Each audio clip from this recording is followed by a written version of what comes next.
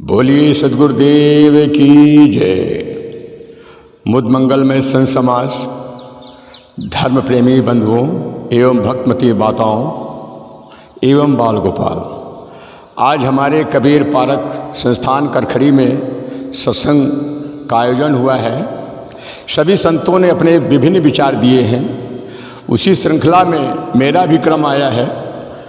मैं अपने विचार संक्षिप्त दूंगा। सद्गुरु कबीर साहिब का मौलिक ग्रंथ बीजक है, उसी बीजक के आधार पर मैं कुछ विचार देता हूँ। सद्गुरु कबीर साहिब कहते हैं, अब कहु राम नाम अविनाशी, हर छोड़ जियरा कतहु न जासी। जहाँ जाओ तहाँ हो पतंगा, अब जन जरह समुझ विसंगा। राम नाम लौ लायस लीना, भृंगी कीट समुझ मन दीना। भव असगरुआ दुख के भारी, कर जिय जतन जो देख बिचारी। मन की लहर है वार बिकारा, ते नहीं सूझे वार न पारा। इच्छा कर भव सागर, जामे बोहित राम आधार। कहाँ कबीर हर शरण गौ, गौ खुर बच विस्तार। सद्गुरु कबीर साहिब कहते हैं कि ऐ मानो, तूने अभी तक तो अपना जीवन काम में गंवाया है, विषयों में गंवाया है, संसार का चिंतन किया है। परंतु सद्गुरु कबीर साहिब कहते हैं अब, यहाँ अब शब्द इस बात का घोतक है, सूचक है कि अब तक जीवन तो तूने विषयों में गंवाया, परंतु जो जीवन शेष बचा है उसको राम में लगा दे। अब तू राम में समर्पित कर दे। इस संसार में सज्जनों दो मार्ग हैं, मन तो एक ही है, चाहे काम में लगाओ चाहे राम में लगाओ। तो सद्गुरु कबीर साहिब कहते हैं, ऐ जीव अब कहु राम नाम अविनाशी। अब तू अविनाशी राम का चिंतन कर। अविनाशी, अविनाशी शब्द इस बात का घोतक है कि उस राम की बात करते हैं जो दशरथ सुत नंदन अयोध्या वाले बात नहीं करते हैं। क्यों अविनाशी? अविनाशी का मतलब जिसका विनाश न हो, वो राम अविनाशी शब्द इस बात को कह रहा है कि वो राम जो है नष्ट न होने वाला हो, जिसका विनाश न हो। दशरथ सुत तिहु लोकह जाना, राम नाम का मरम है आना। सज्जनों, राम नाम का मरम कुछ दूसरा है। राम, उस राम की भक्ति करने के लिए कहते हैं सद्गुरु, राम क्या है? राम चार प्रकार के होते हैं। एक राम दशरथ का बेटा, एक राम घट घट लेटा, एक राम है जगत पसारा, एक राम है बहु से न्यारा। यहाँ पर कौन से राम की बात है? विचार करने का विषय है। सद्गुरु कबीर साहिब कहते हैं वो राम जो घट घट में समाया हुआ है, वो राम जो अयोध्या के राजा थे, दशरथ के पुत्र में, दशरथ में वो राम समाया था। वो आत्म तत्व की बात करते हैं, जिसके रहते शरीर सत्यम शिवम सुंदरम शरीर भासता है, और जिसके चले जाने पर ये शिव समान शरीर 100 में परिवर्तित हो जाता है। उस राम के विषय में बताते हैं, अब कहु राम नाम अविनाशी। हे जीव, तू उस राम, उस चेतन, उस तत्व का अनुसंधान कर और उसमें जो है उसका चिंतन कर। अब कहु राम नाम अविनाशी, हर छोड़ जियरा कतहु न जासी। अभी तक सद्गुरु कबीर साहिब ने राम के विषय में बताया। अब हरि के बात कहते हैं, हरि छोड़ जियरा कतहु न जासी। हरि शब्द के कई अर्थ हैं। हरि माने बंदर होता है, हरि माने विष्णु होता है, हरि माने मेढक होता है। हरि के कई व्यापक अर्थ हैं, परंतु यहाँ पर हरि शब्द का अर्थ है जो हमारी अज्ञानता का हरण करे, वो है हरि। अज्ञानता का हरण कौन करता है? वो सद्गुरु हैं जो हमारे अज्ञानता का हरण करते हैं। तो सद्गुरु की चरण को, सद्गुरु संत गुरुजन के सानिध्य को छोड़ करके कहीं अन्यत्र मत जाओ। अगर कहीं दूसरी जगह जाते हो तो तुम्हारी गति उसी प्रकार से होगी जैसे पतंगे दीपक में जल के मर जाते हैं, उसी प्रकार से तुम्हारा हाल होगा। इसलिए कहीं बाहर मत जाओ।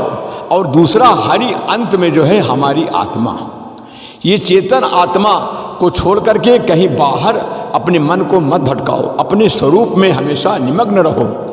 सदगुरु कबीर साहब कहते हैं हरि है हमारी आत्मा, इस आत्मा को छोड़ करके चेतन आत्मा हमारी विषयी मुखी, हमारी मनोवृत्ति बहिमुखी है, हमेशा बाहर का चिंतन करती है, संसार का चिंतन करती है। सज्जनों, हमारा मन उसी गति से पानी की तरह होता है। जैसे पानी हमेशा नीचे की ओर जाता है, तो हमारा विवेकी काम, संतों का क्या काम है कि हम अपने मन को विवेक द्वारा ऊपर चढ़ाएं।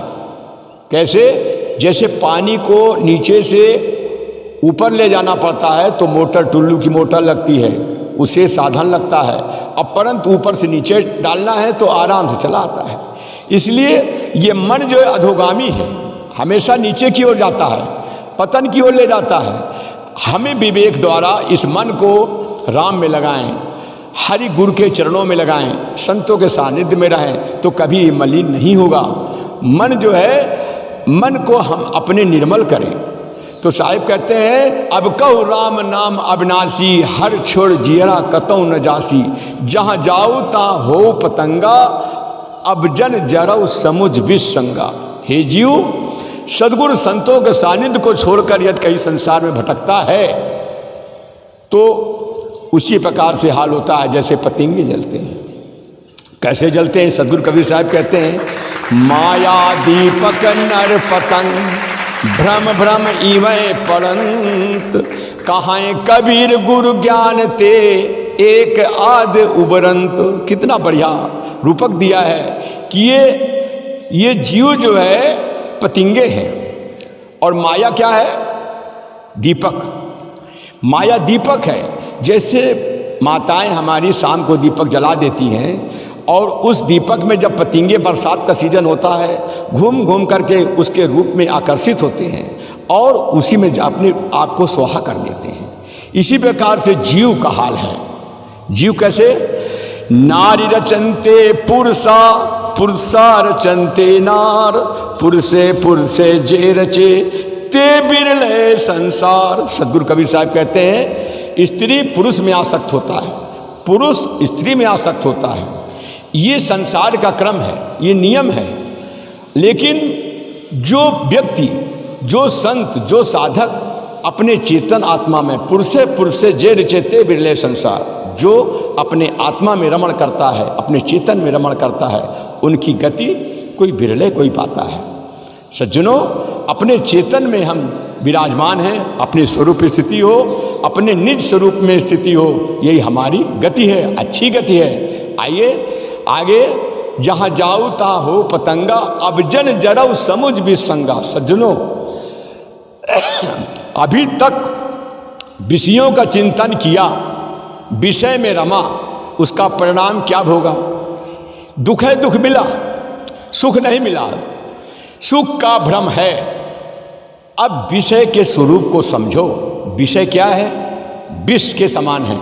हर विष के वत भोगों को छोड़ दे तू, जगत से चित्त को मोड़ ले तू। ये विष के समान विषय हैं, इनको छोड़ो, विषय का स्वरूप को समझो। आज तक मैंने इस जीवन को विषयों में गंवाया, परिणाम क्या है? सिवा दुख के सिवा कुछ हाथ नहीं आया और अंत में बुढ़ापे में पछताना है। इसलिए जीते जी जब तक शरीर में बल है, ताकत है, शक्ति है, तब तक हम अपना कल्याण कर सकते हैं। क्योंकि सद्गुरु कबीर साहब कहते हैं जब लग तन में आहे सोई, तब लग चेत न देखे कोई, तब चेती हो जब तजी हो प्राणा, अभया आयान तब मन पछताना। सज्जनों, जब तक शरीर में बल है, शक्ति है, तब तक हम अपना कल्याण कर सकते हैं। अंत में फिर तो कल्याण जियत न तरु मुँह का तरी हो। जीते जी यदि आपने कल्याण नहीं किया, जीते जी आप अपनी मुक्ति नहीं की पाई, तो फिर मरने के बाद झूठी है। इसलिए सज्जनों, समय के रहते हुए चेतो और जागो। संत गुरुजन आपको जगाने आए हैं, और अगर आप जाग जाएंगे तो आपका फायदा होगा, नहीं नुकसान है। कैसे?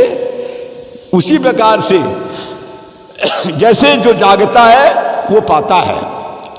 हमारे गुरुदेव जी कहानी कहते थे, बहुत बढ़िया दृष्टांत देते थे कि एक ग्वाला था, वो हमेशा जो है दूध में पानी मिलाता था, और वो राजा ने अपने नौकरों को सबको भेजता था, और वो जो दूध में हमेशा पानी मिला के दे देता था वो मालिक ले लेता था।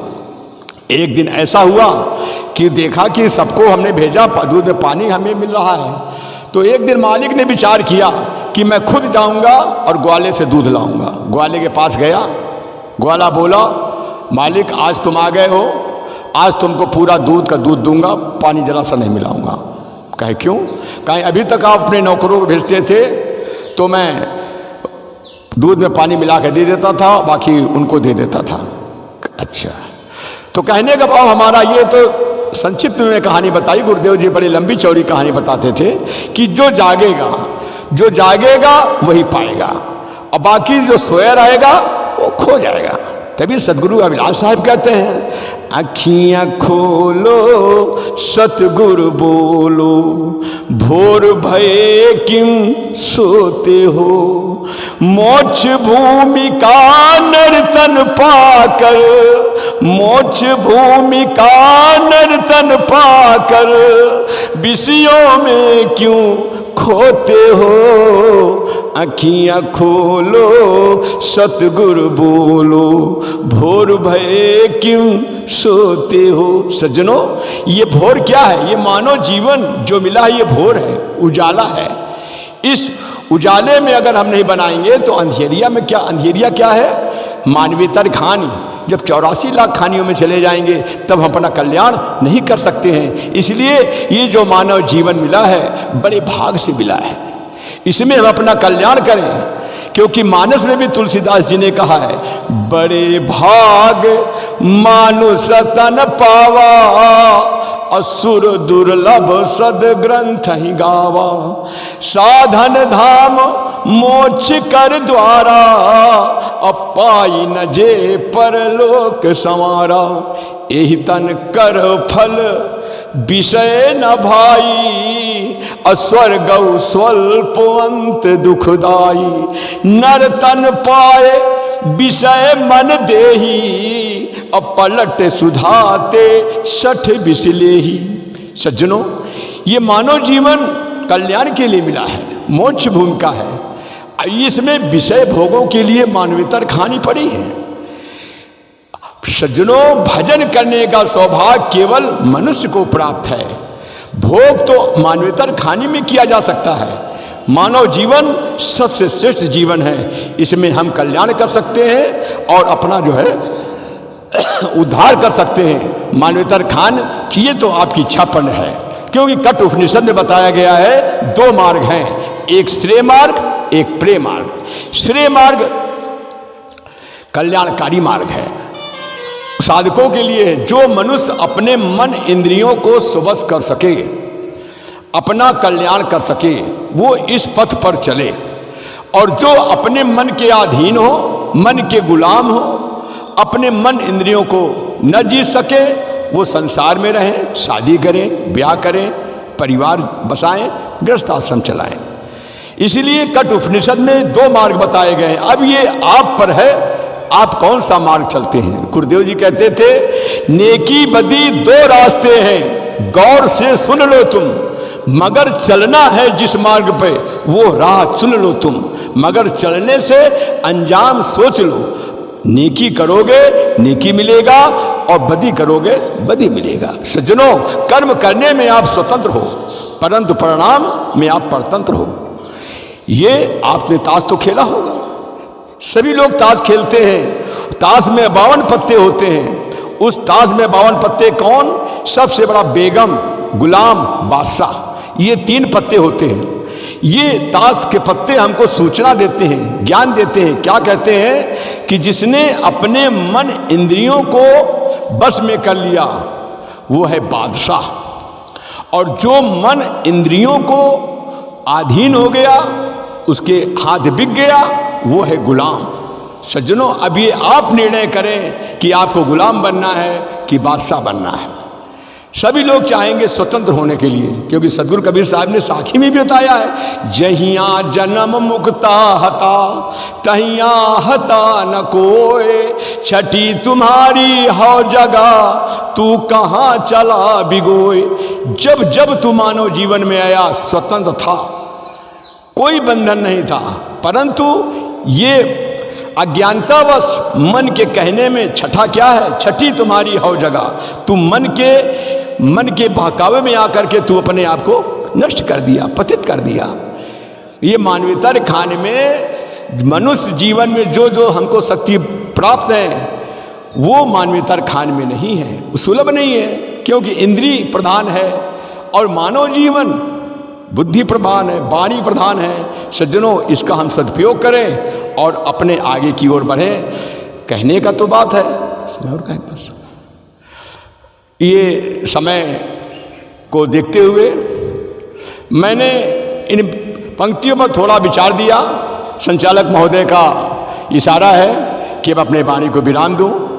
आप सब लोग का जीवन सुंदर हो, कल्याणमय हो, आप अपने सतमार्ग के पथिक बने, सब सुखी हो, सभी निरोगी हो, ऐसी भावना करते हुए बोलिए सद्गुरुदेव की जय। साहिब बंदगी साहिब।